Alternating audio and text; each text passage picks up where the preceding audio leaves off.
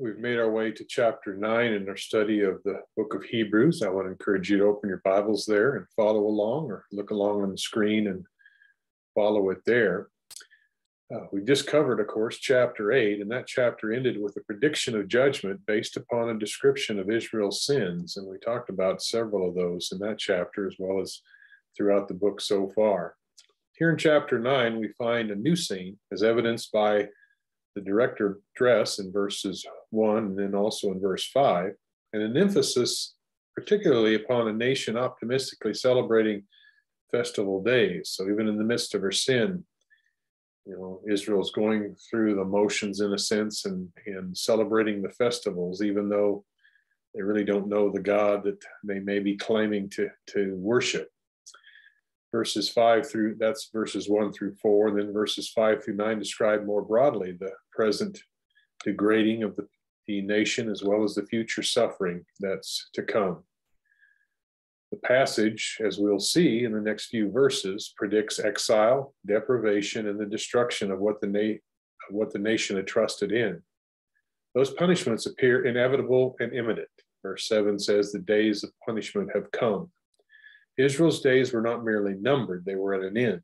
The same people, now enjoying the fruits of harvest and dedicating a portion of them to their God, would soon find themselves without such agricultural blessings, verse 2, unable to celebrate the festivals, verses 4 and 5, because they had fallen under the oppression of another nation. God through Hosea has warned of that up to this point, and we're going to see that again here in this chapter. All right, let's take a look at verse 1. "Do not rejoice, O Israel, with exultation like the nations, for you have played the harlot, forsaking your God. You have loved harlot's earnings on every threshing floor." So addressing Israel now, the prophet calls for a cessation of celebration. They are to stop their rejoicing and shouting for joy, a standard fixed pair of terms denoting the fall harvest festivals. Things like dancing and singing and shouting, that was all part of the festival in the fall, celebrating the harvest. It was both, of course, for the benefit of the enjoyment of the people, as well as an act of devotion to God. You can read about it in places like Exodus 23, verse 16, Deuteronomy 16, verses 13 through 17, and Leviticus chapter 23, verses 33 through 43. So the fall festivals, as they were initially instituted by God, were to be times of rejoicing and thankfulness, but the nation had wandered, and now, again, they weren't having really any effect as far as God was concerned.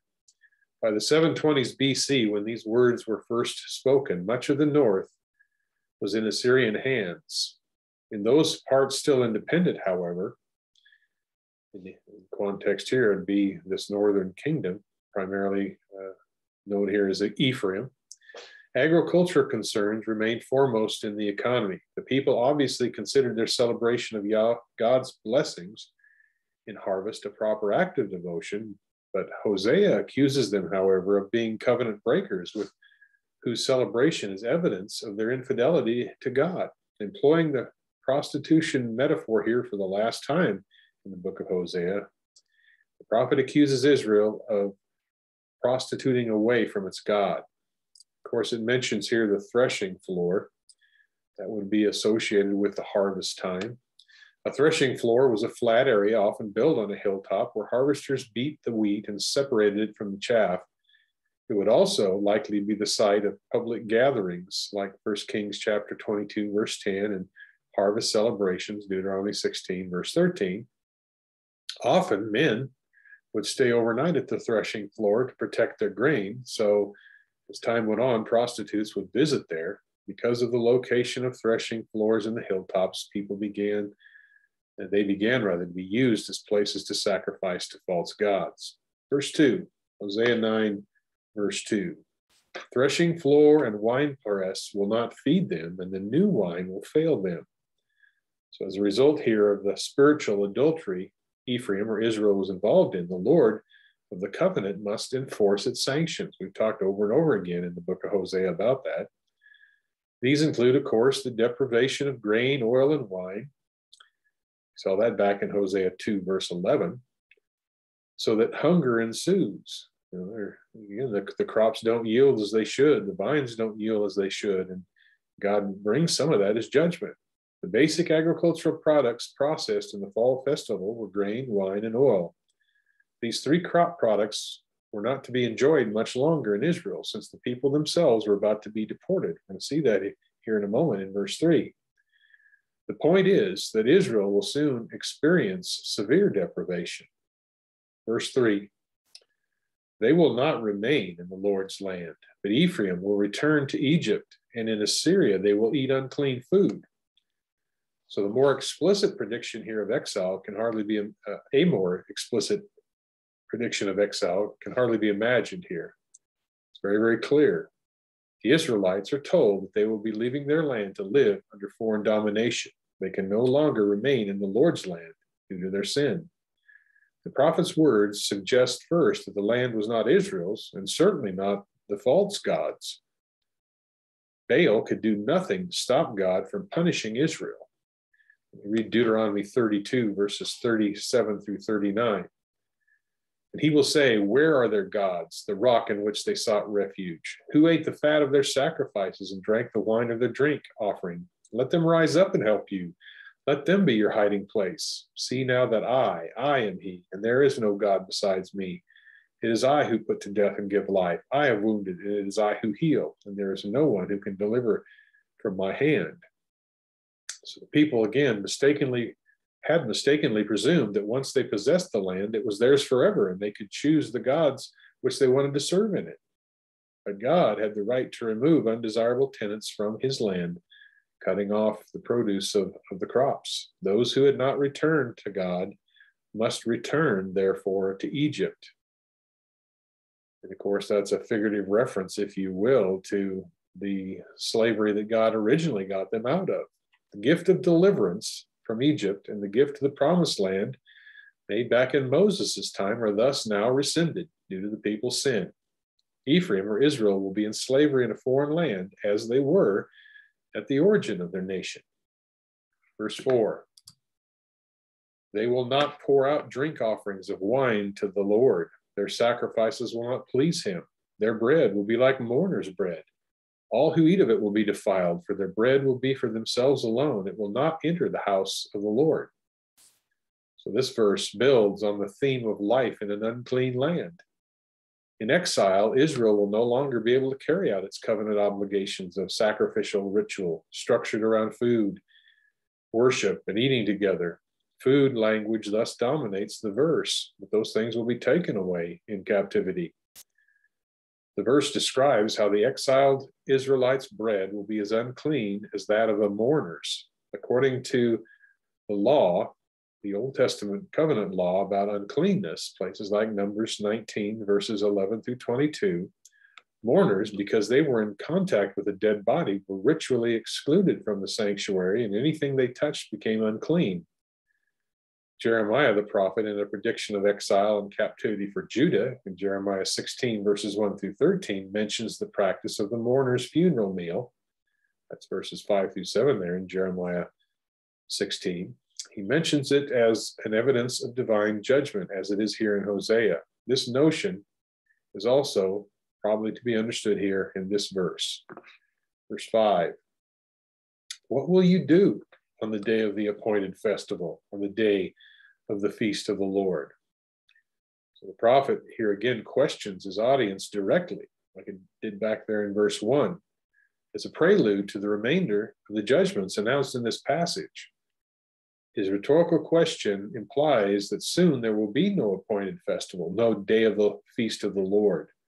These two terms are synonymous. The people will be able neither to enjoy their harvest festivals nor worship God when deported to Assyria. Verse 6, for behold, they will go because of destruction. Egypt will gather them up. Memphis will bury them. Weeds will take over their treasures of silver. Thorns will be in their tent. So carefully laid plans and earnest efforts by the people will be of no avail when God's punishment is unleashed. The Israelites will be taken captive and killed when their precious possessions taken over by weeds and thorns. The logic here follows very closely the covenant curses of Leviticus 26 and Deuteronomy 28 through 32. We've referenced those passages over and over again, warnings at the time the covenant was made. God warned them against what would happen if they disobeyed, refused to listen. And in those passages, of course, there were various forms of devastation and destruction that would precede and follow their capture and deportation. Those who escape death from disease, famine, and war go into exile, where some of these same miseries and others, such as religious intolerance, awaits them. The idea here of collecting and gathering for mass burial, I think, is pretty clear in the verse. God has once gathered his people for deliverance from Egypt. Now they will be gathered for destruction by Egypt. And Egypt here again is just a figurative reference to the Assyrians, as they're going to be coming to take the place of the oppressors as Egypt was at one point. The people's wealth will be coveted by weeds and their tents dispossessed by thorns. Such images often portray judgment on enemy lands. God used these same threats against other nations, places like Isaiah chapter 34, verse 13. But as we're seeing here, they may also be used of Israel's own fate, not only here, but in Isaiah 5, verse 6, and Isaiah 7, verses 23 through 25 would be some other instances of that. So yes, God punishes other nations, but he will punish his own nation, as he's doing here, preparing to do with Israel. All right, verse 9. The days of punishment have come. The days of retribution have come. Let Israel know this. The prophet is a fool. The inspired man is demented because of the grossness of your iniquity and because of your hostility is so great. So the first part here, verse 7, is a summary statement concluding the chain of punishments that begun in verse 6. The imminence of punishment, of course, and retribution is again now emphasized. They have come in both cases. Here the prophet scathingly denounces Israel for its arrogancy and degeneracy. The prophets like Hosea were God's inspired messengers and watchmen, yet Israel considered them fools and madmen. The Israelites are so sinful, they even mock God's prophets, presuming to know that his or their words are fake. By the time Israel began to experience the consequences of its sins, it was no longer listening to God's messengers. Refusing to hear the truth from God's prophets who spoke out so clearly about its sins, the nation did not hear God's warnings about what was soon to happen.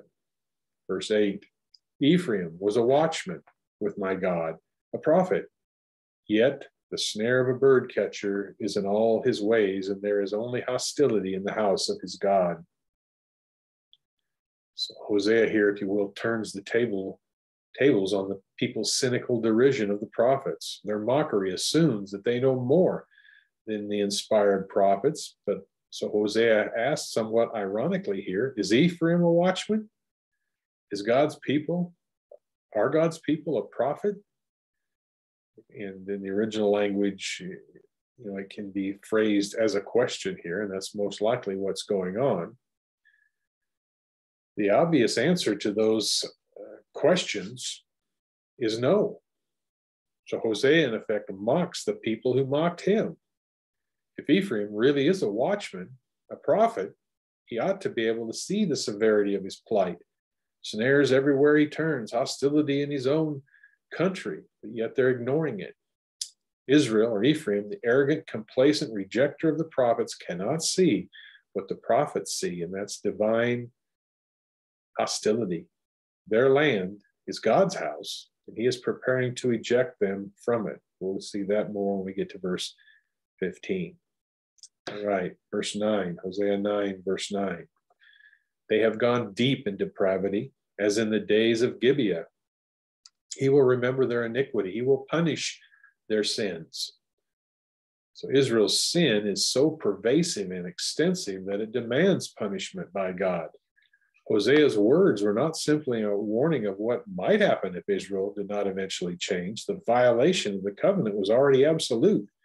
Israel was a prostitute, as we saw back in verse 1, and the time for its retribution had already come. We just talked about that in verse 7. Israel's sin here is likened to the gross evil of men of Gibeah. And that, of course, is a reference to the heinous rape of a concubine back in Judges chapter 19, verses 22 through 25, which was really an infamous and unforgettable crime. Judges 19, verse 30 makes it clear. This story was well enough known in Hosea's day, since he merely has to just mention the name of the city here to raise the specter of lawless and scandalous behavior. The mention of the word Gibeah here would have immediately registered in the mind of these Israelites. Not a good story to be compared to. In the same way that God firmly judged Gibeah, he will remember Israel's guilt, as it says here, and punish their sins. In the Judges episode, chapter 19, the tribes then were united to punish Benjamin at God's command. Now God himself is going to mete out the punishment. The fact that Hosea includes verbatim the verdict already used in chapter 8, verse 13, where exile was explicitly mentioned as the main form of punishment, it suggests here that this is also the actual mechanism by which God would remember and punish his people. The punishment they may expect is exile to Assyria. Verse 10. I found Israel like grapes in the wilderness. I saw your forefathers as the earliest fruit on the fig tree in its first season, but they came to Baal Peor and devoted themselves to shame, and they became as detestable as that which they loved. So God here, speaking as if to an unidentified third party about Israel, describes the time he first took Israel to himself. The striking metaphor, God likens himself to a traveler in the barren wastes of the wilderness, suddenly coming upon a bearing grapevine, which of course would be a stunningly rare event. So was his relationship with Israel at the beginning in Egypt and at Sinai. Israel, again at the beginning, was a rare and unparalleled thing, his own special people. But Israel was attracted to God only when she was faithful to the Sinai covenant. When she neglected it, she prostituted herself. Only by coming back to it would she come back to God. A terrible turning point is mentioned here in this verse in Israel's relationship to her God. And that occurred at Baal Peor. You can read that story in Numbers chapter 25, verses 1 through 5. Just to summarize it here, there are large numbers of Israelite men engaged with Moabite and Midianite women in sexual promiscuity, presumably partly in the hope of ensuring agricultural fertility upon entering Canaan. This constituted a consecration to Baal, whom God here calls by the pejorative name Shane. The Baal Peor incident is represented a rejection of the worship of God in favor of idolatrous Baal worship, accompanied by marriage infidelity in defiance of the Sinai covenant. Thereafter, from God's point of view, Israel was a changed people. Their entire history, including the whole time of their occupation of the Promised Land, was on balance one of rebellion and sin. Israel has become as odious to God as Baal himself, a false nothing of a God. God looks back reflectively on the history of his own chosen people, and what he sees disgusts him. Hosea 9, verse 11. As for Ephraim, their glory will fly away like a bird. No birth, no pregnancy, and no conception. Israel had for a time honor, moments of national greatness even. Such honor would include their part in the exodus from Egypt and the conquest of Canaan, the political, military, and economic greatness of the United Kingdoms, the relative power under great though evil kings, even such as Ahab and Jeroboam II.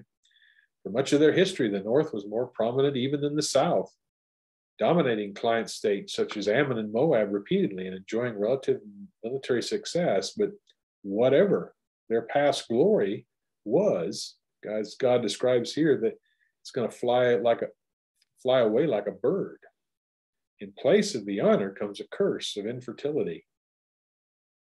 Deuteronomy 28, verse 18, again, one of the curses of the covenant was that the fruit of their womb would be cursed. What a tragic shame the fertility cult enticing so many Israelites throughout their history will turn out to have been. What a sham. Verse 11 here begins a section of curses that concludes with Hosea's own curse, if you will, in verse 14. Hosea 9, verse 12.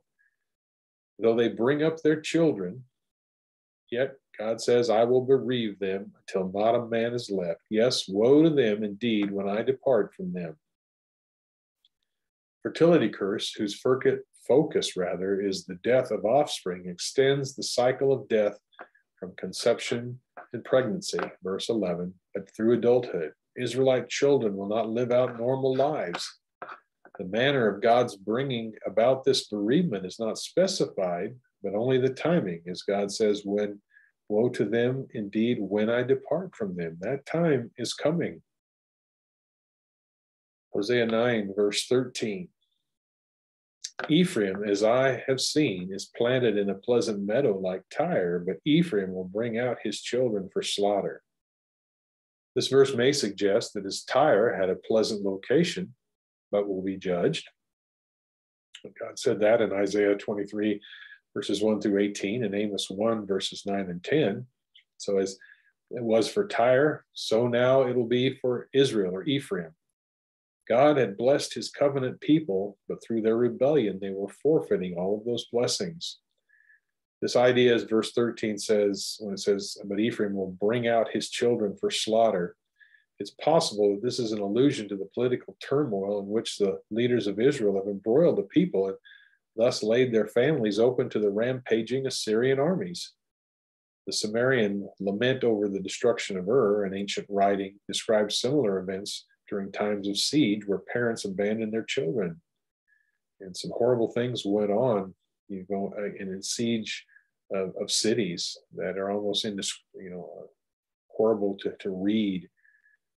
Children being sacrificed at times to stave off destructions, and God says that's in Ephraim's history, or the coming times for them. Verse 14, Hosea 9:14. Give them, O Lord. What will you give? Give them a miscarrying womb and dry breasts.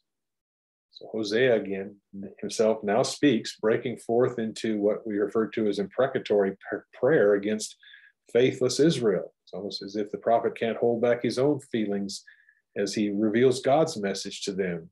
It's continuing, though, the theme of parental miseries. As verse 13 focused on a father's perspective, verse 14 now, if you will, sees the horror from a mother's viewpoint, the horror of invasion and captivity. Hosea here prays for something that he surely knows God is already planning to bring about. He's talked about it already. The reversal of Israel's famous fertility blessings. A miscarrying womb, of course, would be the opposite of the fruitfulness the people sought, often in worship to false gods like Baal.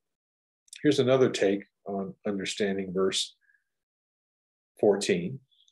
This is a quote from the Life Application Bible. It says, Hosea prayed this prayer when he foresaw the destruction that Israel's sins would bring. Read about that in 2 Kings 17, verses 7 through 23.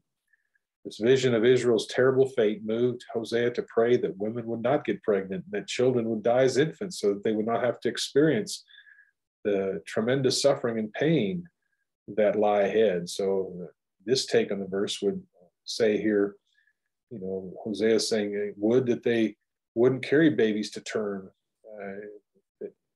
in view of what's going to happen. And that's, again, a possibility in how to interpret the verse. Verse 15, Hosea 9:15. All their evil is at Gilgal. Indeed, I came to hate them there. God speaking once again. Because of the wickedness of their deeds, I will drive them out of my house. I will love them no more. All their princes are rebels. So once again, divine speech resumes. The time frame is now the same as that for Hosea's audience. Instead of evidence from a past sin, like it was in Baal Peor, a present side of sin in the northern kingdom is mentioned. That's Gilgal.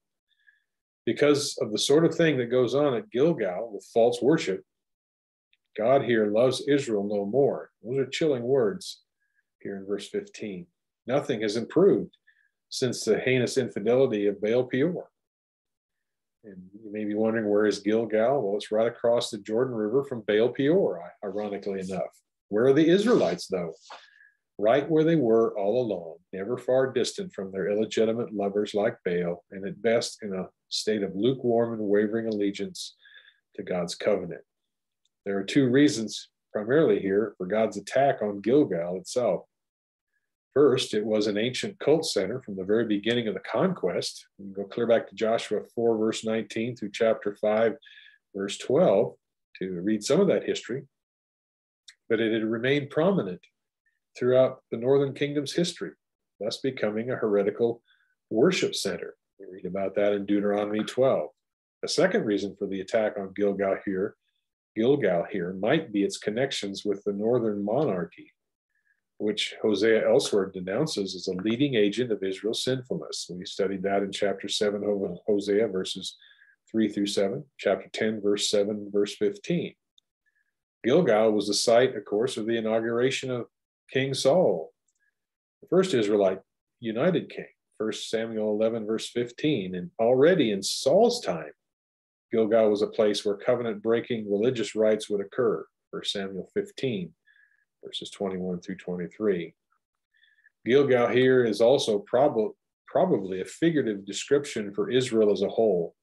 Their deeds may be described in a blanket manner as evil. Due to their wickedness, God, as it says here, will drive them out and love them no more.